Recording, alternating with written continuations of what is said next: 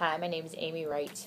I am an assistant coach at Texas A&M. I've been a coach in women's basketball and women's college basketball for almost 9 years. So I just want to answer a few questions about coaching. Yes, number one, yes, a coach can empower their players. I think that's with confidence, with leadership, with decision making, with growing as an individual. How can we put kids in those positions? I really feel like being a coach, you put kids in situations to make decisions. So whether that's going to class, whether that's showing up 10 minutes early to actually make mistakes, to fail and learn from their failures and be successful. So to me, that's the biggest thing about being a coach is having opportunities to put kids in situations to be successful. And then being able to teach them right from wrong. Okay, this was a good decision because, or this was a bad decision because. I think that really does empower kids and help them be successful beyond coaching or beyond playing. I've been a player my entire life. I've played sports. I've coached sports. I've been around sports my entire life. And the number of doors that it has opened for me is incredible. As a player, you had job that you could get during the summer just because you were an athlete or you were trained to a certain schedule in order to be successful. They know they have to do A in order to get B. So I think that's really, really important skills to learn. So the opportunity that sports has given myself as a female have been amazing. So for me, it's a positive. It's a positive to be involved in sports, and the kind of the when you're in the game or when you're coaching or when you're playing, it also gives you the opportunity to fail, and I think that's a huge thing that's really missing from our culture in America today. That people don't want kids to fail, or coaches don't want their players to fail. Everybody kind of gets a trophy. So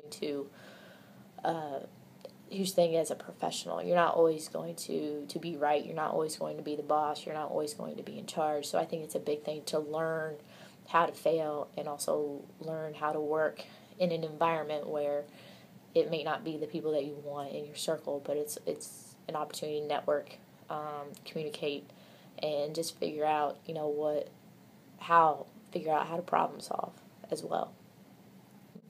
I think a lot of it starts on the court. The confidence starts on the court, helping kids be successful. Again, decision making, using their skills on the court, and giving them a sense of confidence that they can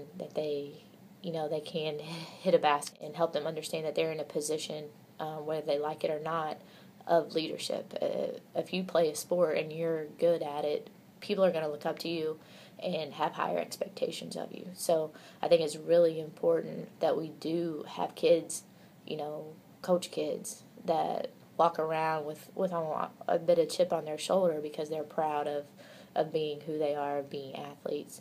So I think that confidence, does come with being successful within the sport, but it does carry over professionally for each individual.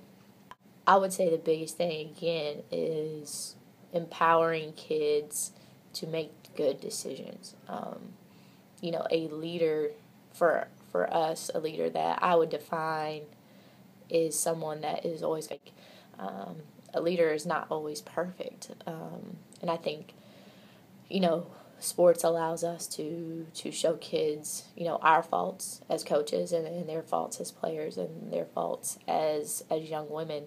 So developing them, again, is putting them in situations to be successful. And a lot of that does go back to decision-making, problem-solving, getting along in groups. And these are all basic skills that you think are easy, but in the professional world, they happen every day.